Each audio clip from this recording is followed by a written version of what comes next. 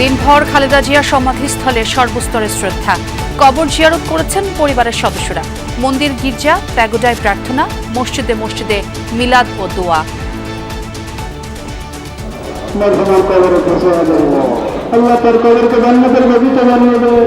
বাংলাদেশের প্রতিটি জনগণে ওনার জন্য দোয়া করেছে। সত্যিকার অর্থে তিনি দেশপ্রেমিক ছিলেন। অবশ্যই এটা আল্লাহর কাছে দোয়া করতে হয় যে আল্লাহ তাআলা তাকে জান্নাতুল উচ্চ মাকাম দান করুক। বিএনপি চেয়ারপারসনের অনুপস্থিতিতে রাজনীতিতে সংকটের শঙ্কা। বিশ্লেষকদের ব্যক্তির দক্ষতা, প্রজ্ঞা ও আস্থার উপর নির্ভর করছে আগামী নেতৃত্ব।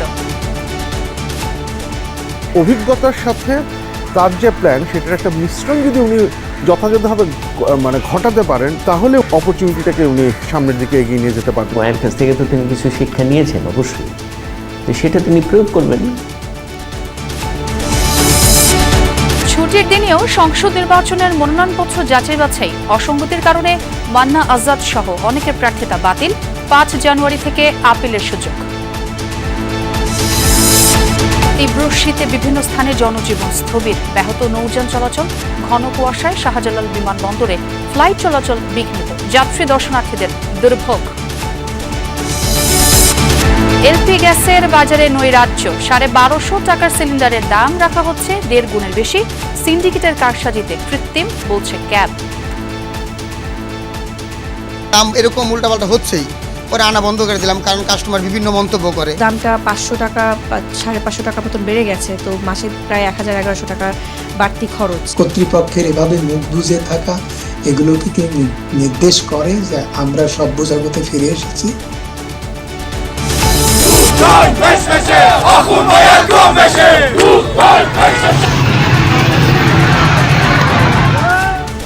সরকার বিরোধী বিক্ষোভে উত্তাল ইরান। নিরাপত্তা বাহিনীর সাথে সংঘর্ষে একদিনই প্রাণ গেছে 7 জনের। আন্দোলনকারীদের সরাসরি সহায়তার ঘোষণা ট্রাম্পের।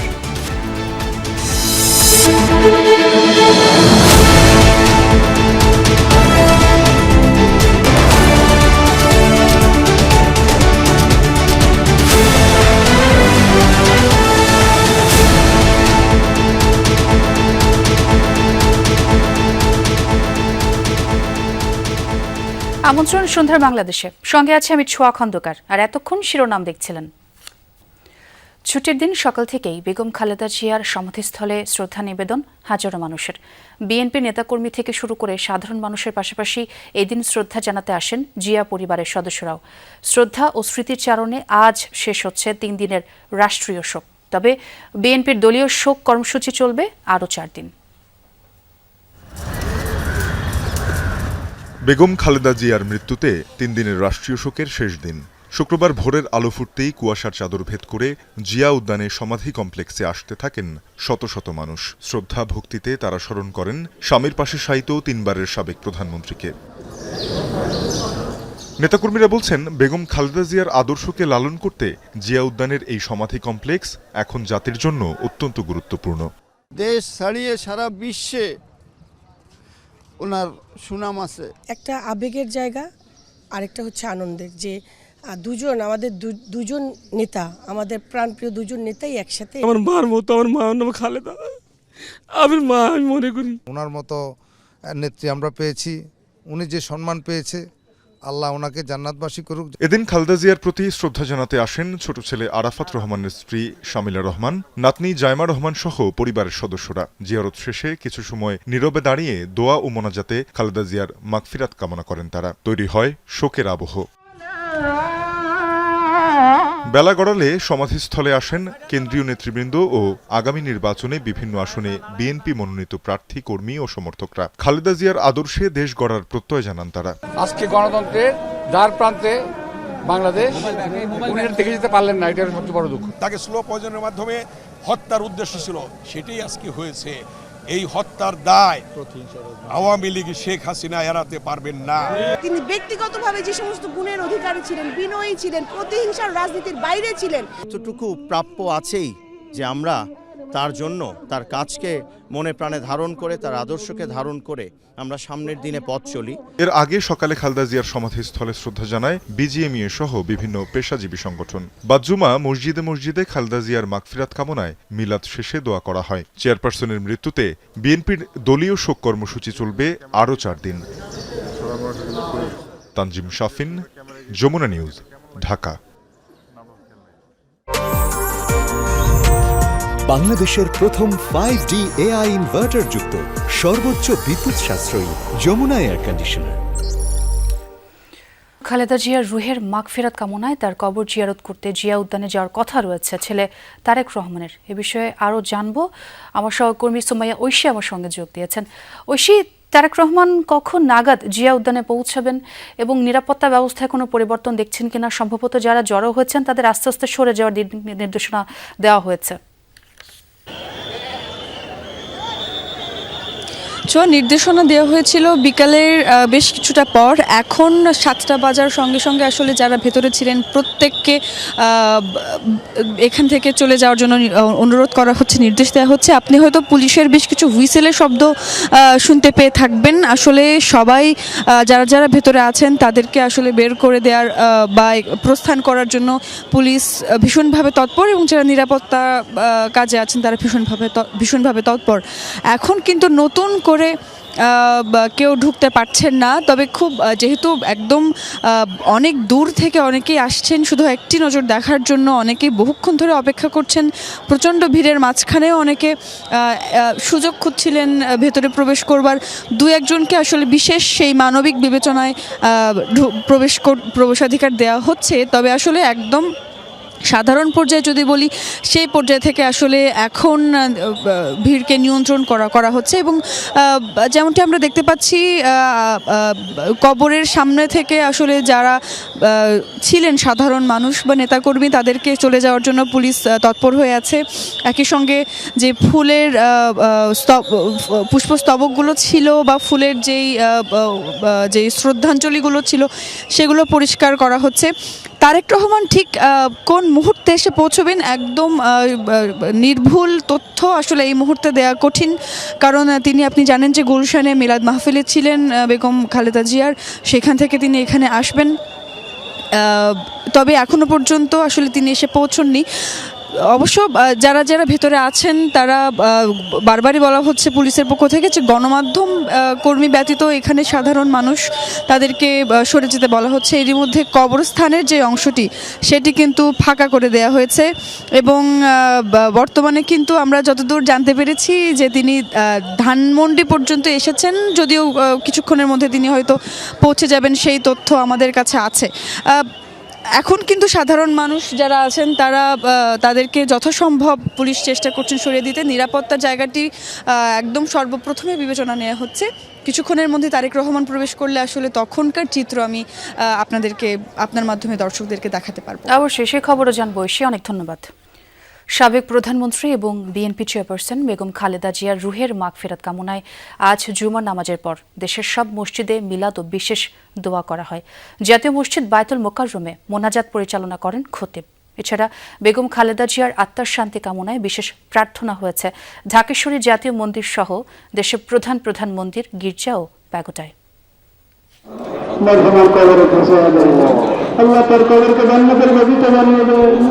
সাবেক প্রধানমন্ত্রী এবং বিএনপি চেয়ারপারসন বেগম খালেদা জিয়ার রুহের মাগফিরাত কামনায় দেশব্যাপী বিশেষ দোয়া ও মোনাজাতের আয়োজন করা হয়। বায়তুল মোকাররমেও ছিল আয়োজন, যা পরিচালনা করেন জাতীয় মসজিদটির খতিব। মুসল্লিরা জানান, খালেদা জিয়া দেশ ও মানুষের কল্যাণে সারা জীবন ছিলেন আপোষহীন। পরম করুণাময় আল্লাহ যেন তাকে বেহেশত নসিব করেন, এমনটাই ছিল তাদের দোয়ার ভাষা। শুধু বায়তুল মোকাররম নয়, ওনার মৃত্যুর সংবাদ ছড়িয়ে পড়ার পরে পৃথিবীর আনাচে কানাচে বাংলাদেশের প্রতিটি জনগণে ওনার জন্য দোয়া করেছেন। উনি দেশের মানুষকে ভালো জানতো, ভালোবাসতো, তাই ওনার জন্য মানুষ অনেক কান্দাকাটি করছে, মানুষ অনেক আগে গেছে, মানুষ ওনার জন্য অনেক দোয়া করছে। তার ভালো গুণগুলো যেগুলো ছিল সেগুলো যেন আমরা গ্রহণ করতে পারি। যেহেতু সত্যিকার অর্থে তিনি দেশপ্রেমিক ছিলেন, অবশ্যই এটা আল্লাহর কাছে দোয়া করতে হয় যে আল্লাহ তাআলা তাকে জান্নাতুল উচ্চ মাকাম দান করুক। সকালে ঢাকেশ্বরী জাতীয় মন্দিরেও ছিল বিশেষ প্রার্থনার আয়োজন। 3 বারের সাবেক প্রধানমন্ত্রীর বিদেহী আত্মার শান্তি কামনা করা হয়। এ সময় খালেদা জিয়ার দীর্ঘ রাজনৈতিক সংগ্রামের কথা তুলে ধরেন বক্তারা। তিনি কখনো গণতান্ত্রিক ব্যবস্থার বাইরে কোনো শক্তির সাথে আপোষকামিতা করেন নাই। জানাজার মধ্য দিয়ে যেটা প্রমাণিত হয়েছে, দেশের সর্বস্তরের মানুষ মিলিত হয়েছে, এই সম্মিলনটা যেন অব্যাহত থাকে। খালেদা জিয়ার জন্য সারা দেশের মসজিদে বিশেষ দোয়া মোনাজাত করা হয়। সিলেটে বাদজুমা নগরীর কোর্ট পয়েন্টে জেলা ও মহানগর বিএনপি আয়োজিত দোয়া মাহফিলে অংশ নেন বিভিন্ন শ্রেণী পেশার মানুষ। আমরা আমাদের নেত্রীর জন্য আজকে এখানে দোয়া করেছি সাধারণ মানুষকে নিয়ে। এই সুখ আমরা শক্তিতে পরিণত করব। একই সাথে খালেদা জিয়ার আত্মার শান্তি কামনায় দেশের গির্জা প্যাগোডায় ছিল বিশেষ প্রার্থনা। Rabbi Siddiqui, Jamuna news, Dhaka. BNP chairperson Begum Khaleda জিয়ার রুহের মাগফিরাত কামনায় গুলশানের আজাদ মসজিদে বাদ আসর মিলাদ ও দোয়া মাহফিলের আয়োজন করা হয়। এতে ভারপ্রাপ্ত চেয়ারম্যান তারেক রহমান ছাড়াও দলের মহাসচিব মির্জা ফখরুল ইসলাম আলমগীর সহ সিনিয়র নেতৃবৃন্দ অংশ নেন। মিলাদ ও দোয়া মাহফিলে পরিবারের সদস্যদের মধ্যে তারেক রহমানের সহধর্মিণী ডাক্তার জুবাইদা রহমান ও মেয়ে জাইমা রহমান এবং মরহুম আরাফাত রহমানের স্ত্রী শামিলা রহমান উপস্থিত ছিলেন। আসরের নামাজ শেষে শুরু হয় এই মিলাদ মাহফিল। শেষে বেগম খালেদা জিয়ার রুহের মাগফিরাত কামনায় আল্লাহর দরবারে বিশেষ দোয়া করা হয়।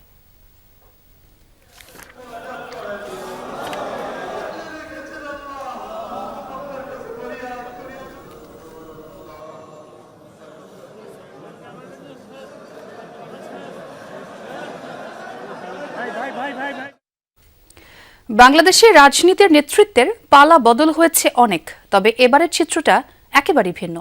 দল হিসেবে বিএনপির সরকার পরিচালনার অভিজ্ঞতা থাকলেও খালেদা জিয়ার মৃত্যুর পর সরকার প্রধানের অভিজ্ঞতা শূন্য সব দল। বিশ্লেষকদের মতে খালেদা জিয়ার মতো নেতৃত্বের অনুপস্থিতি রাজনীতিতে সংকটের শঙ্কা তৈরি করেছে।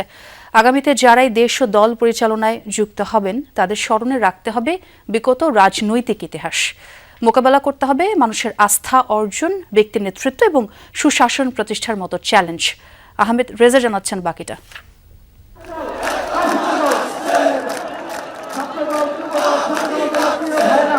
অভ্যুত্থান পরবর্তী বাস্তবতায় বাংলাদেশের রাজনীতির সবচেয়ে বড় দল এখন বিএনপি। দলের প্রতিষ্ঠাতা জিয়াউর রহমানের মৃত্যুর পর যে দলের হাল ধরেছিলেন বেগম খালেদা জিয়া, বিরোধী দলে আর সরকারে নেতৃত্ব দেন 4 দশকের বেশি সময়। তার প্রস্থানের পর এই প্রথম সরকার প্রধানের অভিজ্ঞতা শূন্য বিএনপির নেতৃত্ব। 2018 সালে খালেদা জিয়া কারাবন্দী হওয়ার পর থেকে দলের ভারপ্রাপ্ত চেয়ারম্যান তারেক রহমান বিএনপির পূর্ণ নেতৃত্বে। যদিও ছায়া হয়েছিলেন মা খালেদা জিয়া, মায়ের পাশে থেকে রাজনীতির সুসময় ও দুঃসময়ও দেখেছেন তিনি। নেতাকর্মীদের বিশ্বাস, খালেদা জিয়ার আদর্শ নিয়েই দলের হাল ধরবেন বর্তমান ভারপ্রাপ্ত চেয়ারম্যান তারেক রহমান। তবে দীর্ঘ সময় দেশের বাইরে থাকা, অভ্যন্তরীণ সামাজিক ও রাজনৈতিক বাস্তবতায় এই কাজটি যে সহজ হবে না তাও মনে করেন অনেকে। এই শূন্যতা আমরা দেশনায়ক তারেক রহমানের মধ্যে আমরা পাবো। শান্তিপূর্ণ দেশ গণতান্ত্রিক প্রতিষ্ঠা করবে, আইনের শাসন প্রতিষ্ঠা করবে। রাজনৈতিক বিশ্লেষকরা অবশ্য মনে করেন এই মুহূর্তে তারেক রহমানের ভূমিকা সবচেয়ে গুরুত্বপূর্ণ। খালেদা জিয়ার অবর্তমানে জিয়া পরিবারের উত্তরাধিকারের প্রতি প্রত্যাশার পারদও বেশি, যা তার রাজনৈতিক কর্মকাণ্ডে বাড়তি চাপই তৈরি করবে।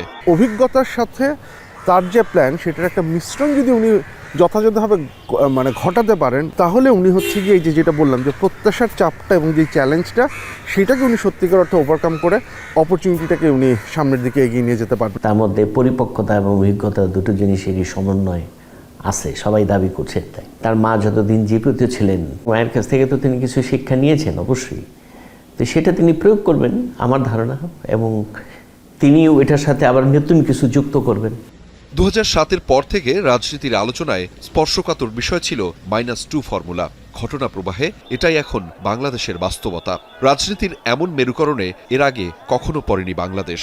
ফলে বর্তমান রাজনীতি হবে শূন্যস্থান পূরণের। ব্যক্তির দক্ষতা, প্রজ্ঞা, মেধা ও জনগণের আস্থার উপরেই নির্ভর করবে বাংলাদেশের আগামীর রাজনীতি ও সরকারের নেতৃত্ব, বলছেন বিশ্লেষকরা। নতুন যারা আসবেন নেতৃত্বে, তারা যে শূন্যস্থানটা তৈরি হচ্ছেন সেটার গুরুত্বটা তারা ঠিকঠাক মতো বুঝছেন কিনা, দেশের পলিটিক্সের যে পরিবর্তনটা হচ্ছে সেটা তারা ঠিকঠাক মতো বুঝতে পারছেন কিনা, এবং সেই অনুযায়ী তারা কাজ করতে পারছেন কিনা। তাদের যে জায়গাটা ছিল যে দে কুড ইউনাইট, সবাইকে এক জায়গায় রাখতে পারতেন আর কি, ইউনিটিটা ধরে রাখতে পারতেন, এই জায়গাটা খুব এখন মিস করবো আমরা। তবে সব ছাপিয়ে ভোটের রাজনীতিতে বেগম খালেদা জিয়ার দীর্ঘ রাজনৈতিক পথ চলার প্রভাব পড়বে বলে মনে করেন বিশ্লেষকরা। তারা বলছেন, কতটা বিচক্ষণতার সঙ্গে তার পূর্বসূরীদের অনুসরণ করতে পারে তার উপর নির্ভর করছে তারেক রহমানের রাজনৈতিক ভবিষ্যৎ। ভোটের রাজনীতি, নেতৃত্বের চ্যালেঞ্জ আর সুশাসন ব্যবস্থাপনা। আগামীতে যেই দলের কিংবা দেশের নেতৃত্বে আসুক না কেন তাকেই সামলাতে হবে এমন জটিল সমীকরণ। তবে বিশ্লেষক এবং সাধারণ মানুষের মতামত, ইতিবাচকভাবে সবাইকে একতাবদ্ধ করে কাজ করতে হবে দেশের জন্য দক্ষ নেতৃত্বের মাধ্যমে। আহমেদ রেজা, যমুনা নিউজ, ঢাকা। ছুটির দিনেও সারা দেশে হয়েছে আসন্ন ত্রয়োদশ জাতীয় সংসদ নির্বাচনে প্রার্থীদের মনোনয়নপত্র যাচাই বাছাই।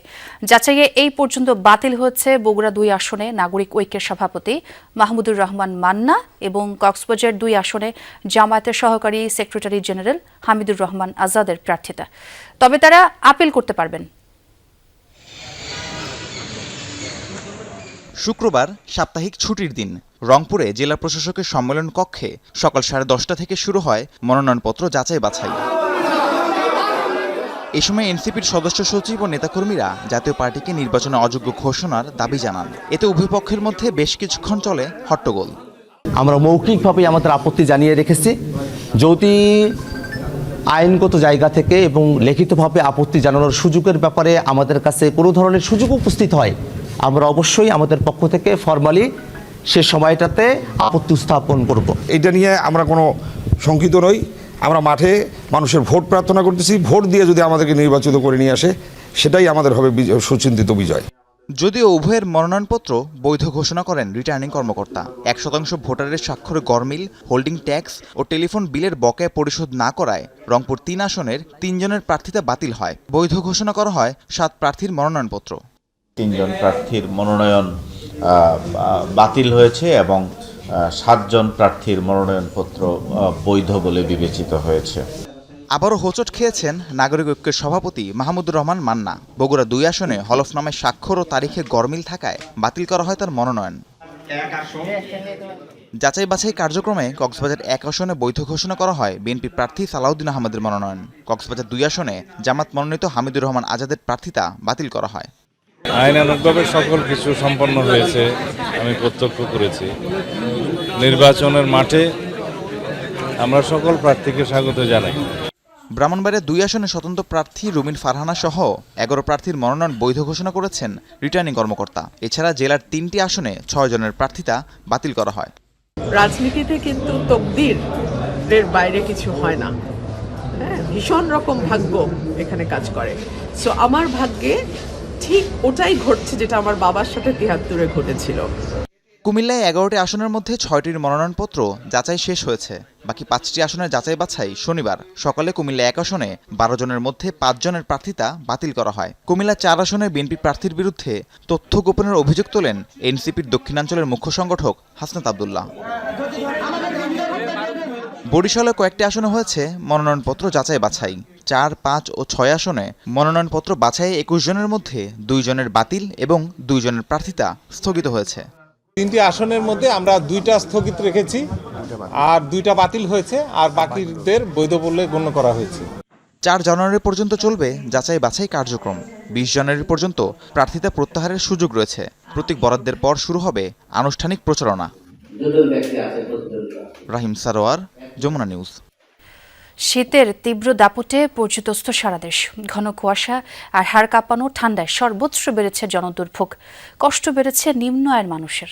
আবহাওয়া অধিদপ্তর জানায়, জানুয়ারির 5 তারিখ পর্যন্ত দেশের বিভিন্ন স্থানে ঘন কুয়াশা ও শৈত্যপ্রবাহ অব্যাহত থাকবে। পৌষের মধ্যভাগে সারা দেশেই শীতের দাপট, কনকনে ঠান্ডায় স্থবির জনজীবন। শুক্রবার দেশের সর্বনিম্ন তাপমাত্রা রেকর্ড হয়েছে যশোরে 8 ডিগ্রি সেলসিয়াস। ভোর থেকে ছিল ঘন কুয়াশা। ঠান্ডা যে এত প্রচুর ঠান্ডার জন্য বাড়ির তো বাইরে যাইতেছে না। যে পরিমাণ ঠান্ডা তাতে আমরা রাস্তাঘাটে বেরোতে পারছি না। শীত লাগে, ঘুমাতে পারি না, মানে শরীর কাঁপে, অনেক কষ্ট। ঘন কুয়াশার প্রকোপে পথে পথে হেডলাইট জ্বালিয়ে যানবাহন চলতে দেখা যায়। বেলা গড়ালে অনেক জায়গায় সূর্যের দেখা মিললেও নেই উত্তাপ। তীব্র শীতে জরুরি প্রয়োজন ছাড়া বের হচ্ছে না মানুষ, বিপাকে খেটে খাওয়া মানুষ। 15 থেকে 20 বছর যাবত আমি ঢাকায় থাকি। তো আসলে এই শীতটা আমার যদি প্রিভিয়াস এক্সপিরিয়েন্স থেকে বলি, আসলে এরকম শীত আমরা আগে এক্সপিরিয়েন্স করি নাই। কুয়াশায় দেখা যায় না, কিছু অন্ধকার হয়ে রয়েছে, রাত্রি পাওয়া যায় না। গত এক সপ্তাহ ধরে যে শীত পড়ছে, কাম কাজ করা খুব অসুবিধা হইতেছে, কাম কাজ করানো যায় না, ঘর থেকে বাইরে যায় না। গরম কাপড়ের অভাবে কষ্টে দিন কাটছে দরিদ্র ও ছিন্নমূল মানুষের। সরকারি ও বেসরকারি উদ্যোগে শীতবস্ত্র বিতরণ করা হলেও তা অপর্যাপ্ত। শীতের সাথে পাল্লা দিয়ে বাড়ছে ঠান্ডাজনিত রোগের প্রকোপ। আক্রান্তদের বেশিরভাগই শিশু ও বয়স্ক। দিনের বেলা হালকাটা মোটামুটি পাওয়া যায়, এতটা পাওয়া যায় না, রাতে প্রচন্ড ঠান্ডা হয়। এদিকে আবহাওয়া অধিদপ্তর দ্রুতই শীতের প্রকোপ কমার কোনো সুসংবাদ দিতে পারেনি। আগামী আরও 2 দিন ঘন কুয়াশা থাকবে, সর্বনিম্ন এবং সর্বোচ্চ তাপমাত্রাটা বেড়ে যাবে, কিন্তু আমাদের ফিল্ড তাপমাত্রাটা তুলনামূলক কম থাকবে এবং 5 তারিখ পর্যন্ত এই অবস্থাটা অব্যাহত থাকবে এবং 6 তারিখ থেকে দিন এবং রাতের তাপমাত্রাটা আরও কমে আসবে এবং এটা আগামী 1 সপ্তাহ পর্যন্ত এই অবস্থাটা বিরাজ করবে। আবহাওয়া অধিদপ্তর জানায়, জানুয়ারির প্রথমার্ধে তীব্র থেকে মাঝারি শৈত্যপ্রবাহের সম্ভাবনা আছে, আর শেষার্ধে থাকছে মৃদু থেকে মাঝারি শৈত্যপ্রবাহের সম্ভাবনা। তানফির মৌসুম, যমুনা নিউজ, ঢাকা। এদিকে ঘন কুয়াশায় ফ্লাইট শিডিউল বিপর্যয় হচ্ছে হযরত শাহজালাল আন্তর্জাতিক বিমানবন্দরে। বৃহস্পতিবার মধ্যরাত থেকে বিভিন্ন গন্তব্যের থেকে ঢাকামুখী অন্তত 9টি ফ্লাইটকে অন্যত্র পাঠানো হয়েছে। এ নিয়ে ভোগান্তিতে পড়েছে হাজারো মানুষ। ঘণ্টার পর ঘণ্টা অপেক্ষা করেও স্বজনদের দেখা না মেলায় ক্ষোভ জানান তারা। শত শত মানুষ আগমনে টার্মিনালে প্রিয়জনকে গ্রহণ করতে ঘন্টার পর ঘন্টা অপেক্ষা। ঘন কুয়াশার সঙ্গে হাড় কাঁপানো কনকনে বাতাস। রাত পেরিয়ে সকাল আর সকাল গড়িয়ে দুপুর, তবুও স্বজনকে বহনকারী বিমানের দেখা নেই।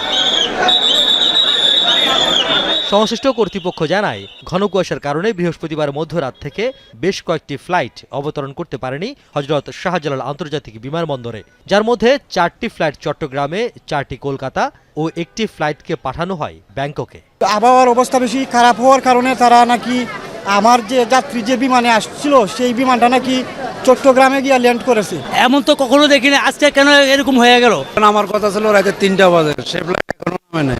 সকাল 9টার পর বিমানে ওঠানামা স্বাভাবিক হয়, কিন্তু একই সময় কয়েকটি ফ্লাইট অবতরণ করায় সৃষ্টি হয় জটলা।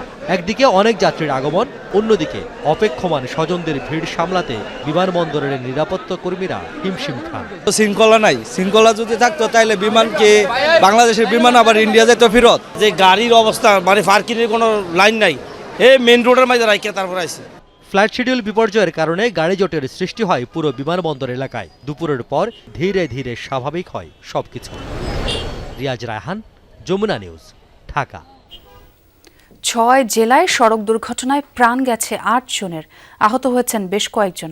সকালে গাইবান্ধার পলাশবাড়িতে কাজী লাইন পরিবহনের একটি বাস নিয়ন্ত্রণ হারিয়ে সিমেন্ট বোঝাই ট্রাকের পেছনে ধাক্কা দেয়।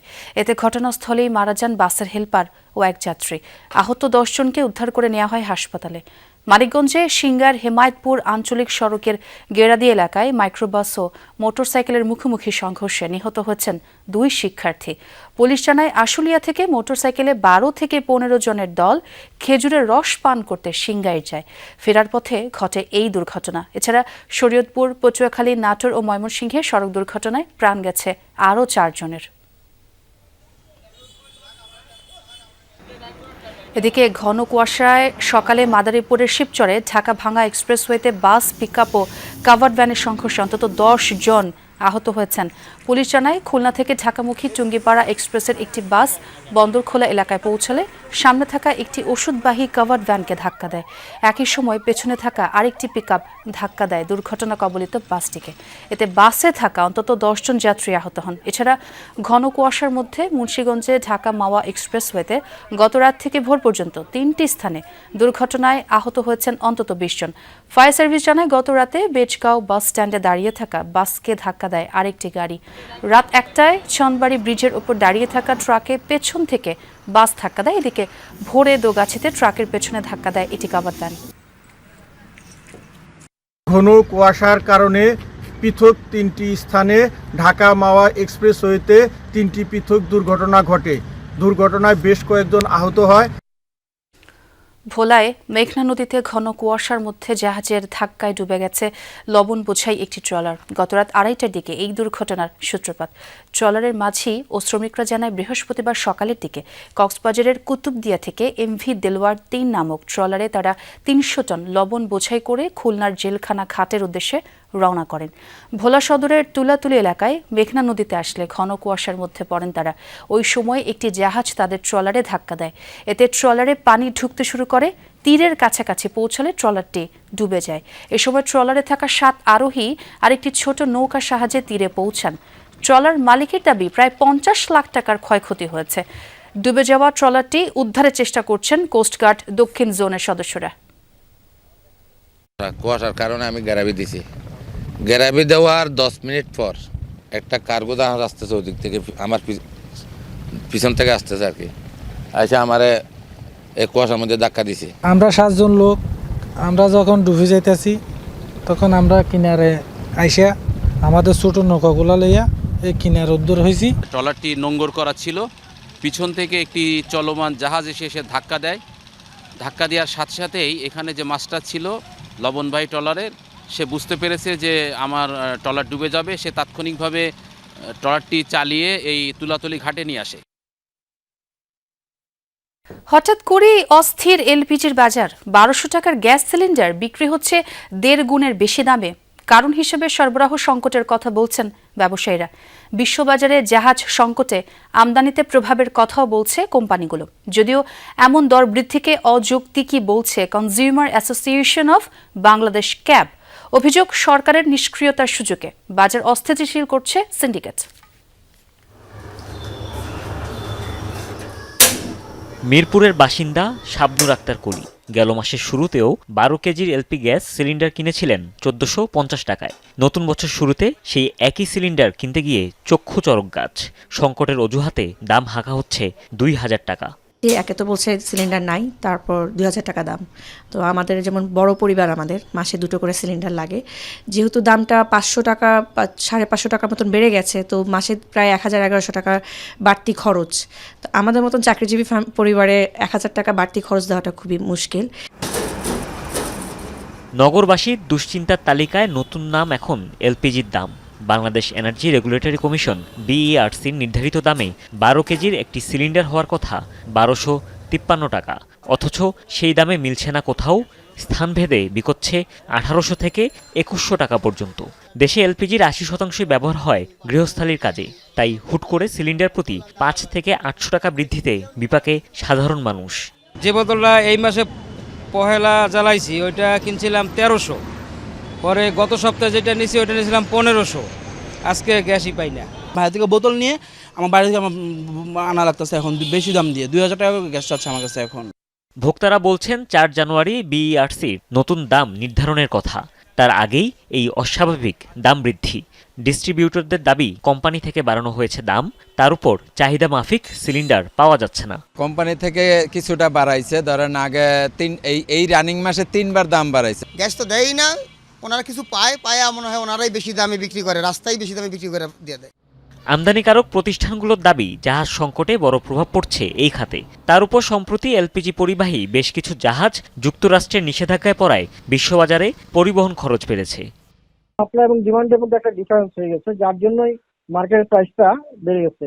যেন রেগুলার যারা দিত এই ধরনের দুই একজন ট্রেডার এবং জাহাজ স্যাংশনের আওতায় আসাতে সাপ্লাইটা হঠাৎ করে কমে গেছে। ক্যাব বলছে সিন্ডিকেটের কবলে পড়েছে এলপিজি খাত। এই অরাজকতার জন্য সরকারের নিষ্ক্রিয়তাকে দায়ী করছে সংগঠনটি। বিআরসি দরজা বন্ধ করে এলপিজি ব্যবসায়ীদের প্রতিনিধি নিয়ে মূল্য নির্ধারণ করে। এই পরিণতি তো এরকম হবেই। আজকে তেলের মূল্য এভাবে নির্ধারণ করা, আইনানুগ কর্তৃপক্ষের এভাবে মুখ বুজে থাকা, এগুলো কি নির্দেশ করে যে আমরা সভ্য জগতে ফিরে এসেছি? এলপিজি ব্যবসায়ীদের তথ্য মতে প্রতি মাসে গড়ে 1,30,000 টন এলপিজি আমদানি করা হয়। হুমায়ুন রশিদ, যমুনা নিউজ, ঢাকা। বিটিআরসি ভবনে হামলা ভাঙচুরের ঘটনায় 54 জনের নাম উল্লেখ করে অজ্ঞাত অন্তত 600 জনের বিরুদ্ধে মামলা করা হয়েছে। শুক্রবার বিটিআরসির লিগ্যাল অ্যান্ড লাইসেন্সিং বিভাগের সহকারী পরিচালক মোহাম্মদ আশরাফুজ্জামান জাহেদ বাদী হয়ে শেরেবাংলা নগর থানায় এই মামলা দায়ের করেন। এতে হামলা ভাঙচুরের ঘটনায় আনুমানিক 2 কোটি 1 লাখ টাকার ক্ষয়ক্ষতি হয়েছে বলে উল্লেখ করা হয়েছে। এর আগে বৃহস্পতিবার বিকেলে বিভিন্ন দাবিতে আগারগাঁও এলাকায় বিটিআরসি ভবনের সামনে জড়ো হন কিছু মোবাইল ব্যবসায়ী। তারা বিভিন্ন স্লোগান দিয়ে এক পর্যায়ে বিটিআরসি ভবনের কাচের দেয়াল সহ বিভিন্ন অংশ ভাঙচুর করেন। এই সময় আইনশৃঙ্খলা বাহিনী ঘটনাস্থল থেকে 45 জনকে আটক করে। আজ ওই মামলায় গ্রেফতার দেখিয়ে আদালতে পাঠালে তাদেরকে কারাগারে পাঠানো হয়।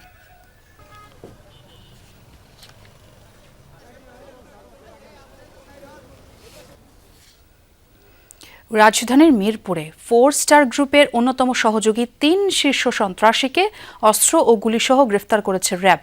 গোপন সংবাদের ভিত্তিতে বৃহস্পতিবার রাতে পল্লবী এলাকায় অভিযান চালিয়ে তাদের গ্রেফতার করে র্যাব। গ্রেফতারকৃতরা হলেন ফাইজুর রহমান ওরফে ডন মুক্তি, শারিক আহমেদ সুমন ওরফে হকি সুমন, মুস্তফা কামাল বাপ্পি ওরফে শুটার বাপ্পি। দুপুরে র্যাব 4-এর সদর দপ্তরে সংবাদ সম্মেলনে সংস্থাটি জানায়, এসব সন্ত্রাসীরা মিরপুর এলাকায় নিয়মিত চাঁদাবাজি ও সন্ত্রাসী কর্মকাণ্ড চালায়। গতরাতে বেরিবাত এলাকায় চাঁদাবাজির জন্য সংগঠিত হয়েছিল তারা। সেখানে অভিযান চালিয়ে তাদের গ্রেফতার করা হয়। সবাই 4 স্টার গ্রুপের সদস্য। নির্বাচনের আগে অস্থিতিশীল পরিস্থিতি তৈরির পরিকল্পনাও ছিল তাদের। খোঁজ নিয়ে জানা গেছে, জন মুক্তি ওই গ্রুপের অন্যতম শীর্ষ সন্ত্রাসী মামুনের বোন জামাই।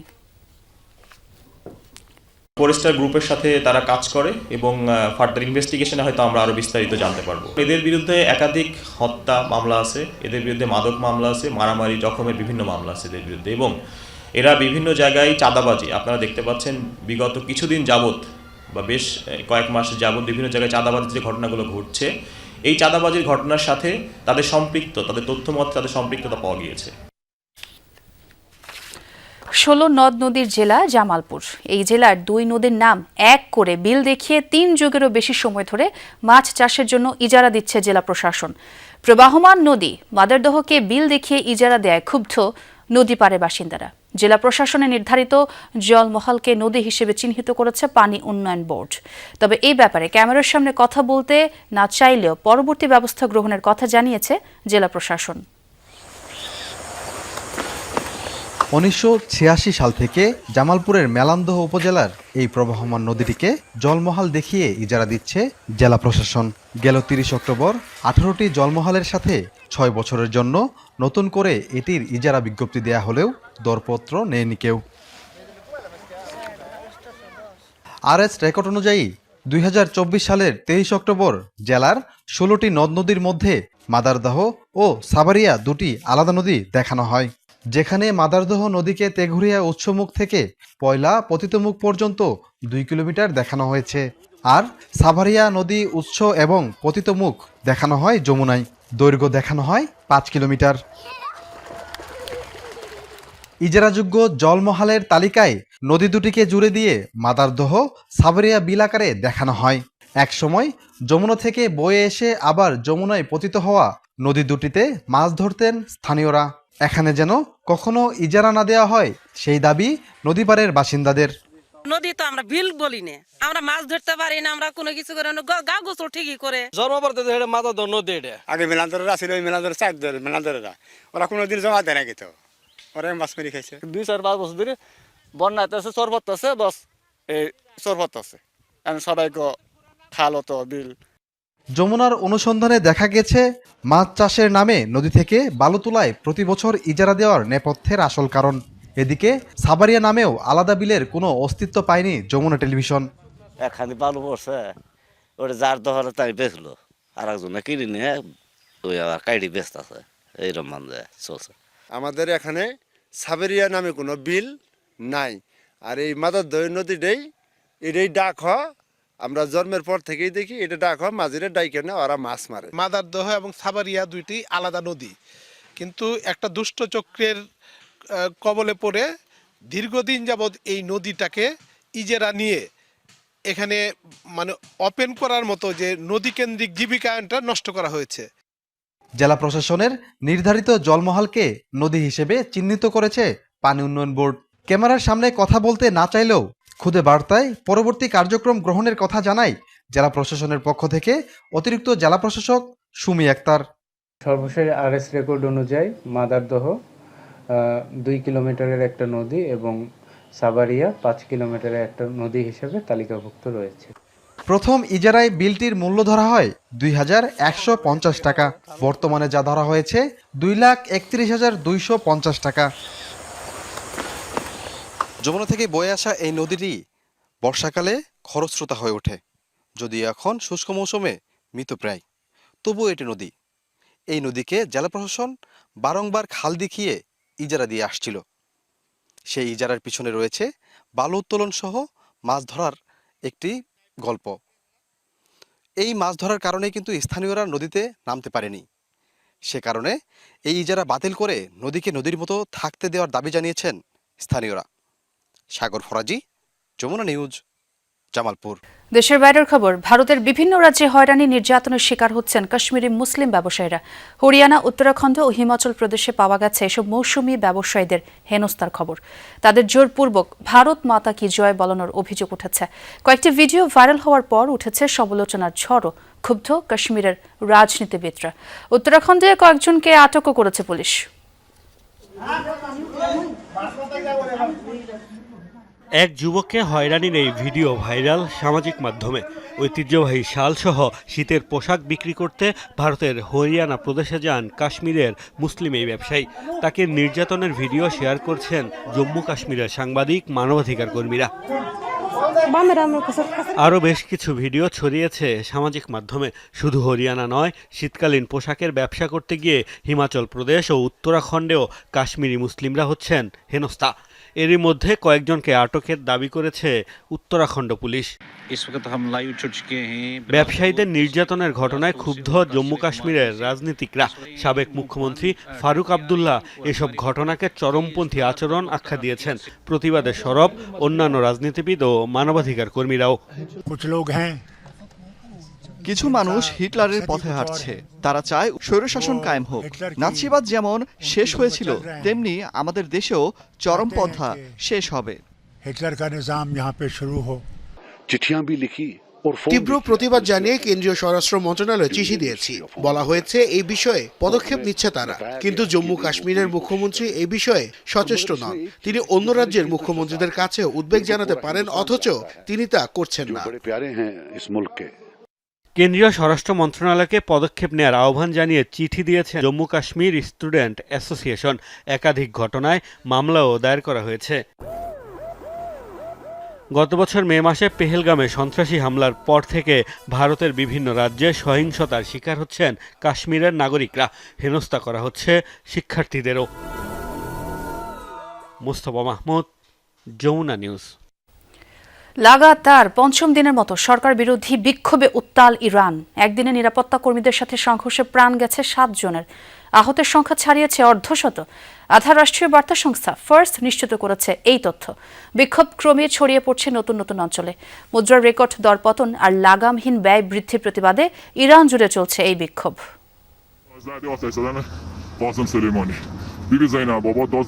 পড়ছে জনপ্রিয় ইরানি জেনারেল কাশেম সোলাইমানির ভাস্কর্য। তার মৃত্যুবার্ষিকীতেই খুজেস্তান প্রদেশের এই প্রতীকীতে আগুন দেয় বিক্ষোভকারীরা। বৃহস্পতিবার পঞ্চম দিনে প্রবেশ করে ইরানের সরকার বিরোধী বিক্ষোভ। এদিন নতুন নতুন প্রদেশ ও শহরেও ছড়ায় আন্দোলন। ধর্মীয় গুরুত্বপূর্ণ শহর কোম ছাড়াও বিক্ষোভ পৌঁছেছে মাজান্দারান, খুজেস্তান, হামাদান ও ফার্স সহ একাধিক অঞ্চলে। বেশ কয়েকটি শিয়া স্থাপনায় করা হয় অগ্নিসংযোগ। অন্তত 5 শহরে বিক্ষোভকারীদের ওপর গুলি চালায় বিপ্লবী গার্ডের অধীনে থাকা আধা সামরিক বাহিনী, যাতে ক্ষোভ ছড়ায় কয়েক গুণ। দেয়ালে দেয়ালে খামেনি বিরোধী স্লোগান লিখে শিক্ষার্থীরা জানায় প্রতিবাদ। রাজতন্ত্র পুনঃপ্রতিষ্ঠার দাবিও তোলেন আন্দোলনকারীরা। এদিকে আলোচনায় বসার আহ্বান জানালেও সরকারের সেই প্রস্তাবকে প্রত্যাখ্যান করেছে বিক্ষোভকারীরা। চরম মূল্যস্ফীতি এবং লাগামহীন ব্যয় বৃদ্ধির প্রতিবাদে রোববার শুরু হওয়া ব্যবসায়ীদের এই বিক্ষোভ কর্মসূচি ছড়িয়ে পড়েছে ইরানে, যাতে যোগ দিয়েছে ছাত্র জনতা। অনিক রহমান, যমুনা নিউজ। এবার ইরানের সরকার বিরোধী বিক্ষোভকারীদের সরাসরি সহায়তার ঘোষণা দিলেন মার্কিন প্রেসিডেন্ট ডোনাল্ড ট্রাম্প।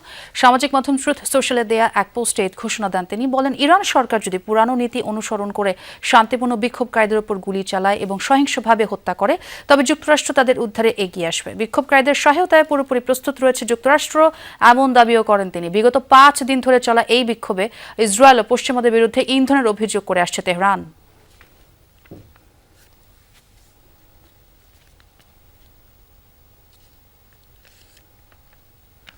দর্শক, এই ছিল সন্ধ্যার বাংলাদেশে। এতক্ষণ যারা সঙ্গে ছিলেন সবাইকে ধন্যবাদ।